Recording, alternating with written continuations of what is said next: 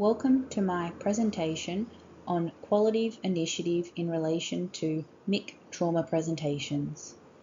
Despite ongoing community education, MIC is still getting inappropriate presentations.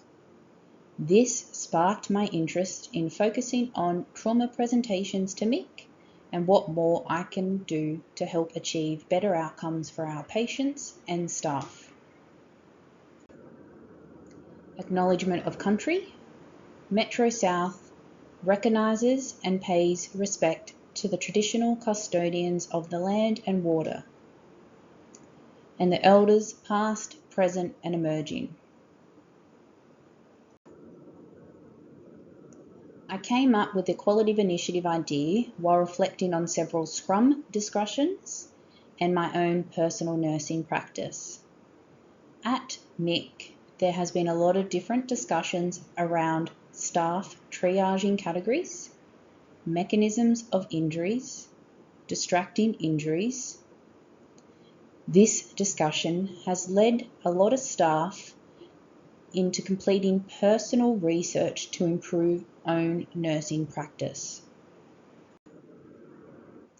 My idea is to enhance knowledge and confidence of MIC nurses to recognise and respond appropriately to trauma patients presented to MIC. The current situation is some trauma patients are inappropriately triaged based on information captured at triage. This then is reflected in the ability to respond appropriately in a timely manner to all trauma patients presented to MIC. I want to highlight all traumas, as here at MIC, we do not get all your typical trauma presentations, but an example of a trauma could be as simple as a child presenting with a head strike. This trauma needs to be reviewed following the appropriate pathways for best patient outcome.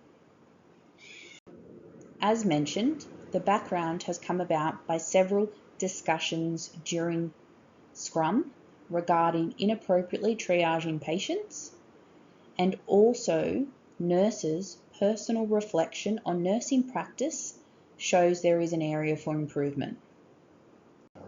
SMART goal: specific, enhance knowledge and confidence in pathways available, measurable, pre and post quiz on trauma patients, achievable, PowerPoint presentation on trauma, distracting injuries, pathways and case studies, relevant, to optimise MIC nurses' skills, knowledge and managing of trauma patients.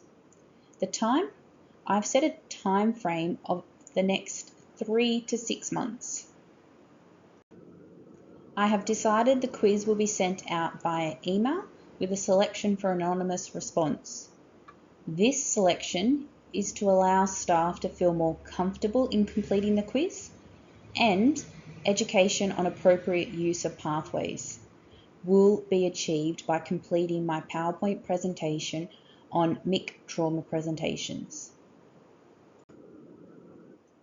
Again, quiz will be sent out via email for anonymous response.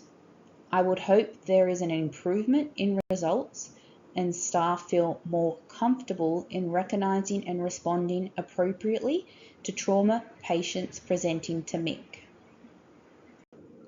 I would also like to have the opportunity to randomly select trauma patients presented to MIC and do case reviews of these patients.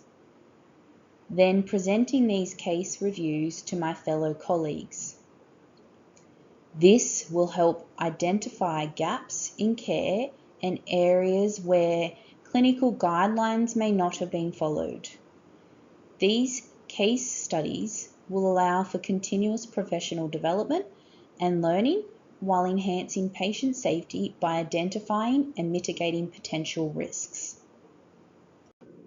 This is the quiz I'm designed to present to my fellow colleagues once I have approval for my qualitative initiative. And this is my trauma PowerPoint presentation that I will use as a guide to educate my fellow colleagues on the ability to recognise and respond to trauma patients within MIC, appropriate pathways selections to guide treatment, highlighting that trauma can be caused by a single event or repeated exposure to stressful situations or traumatic situations. Distracting injuries can make it challenging to identify underlying injuries. Finally, I would like to take this opportunity to thank you for your time and now open the floor to any questions.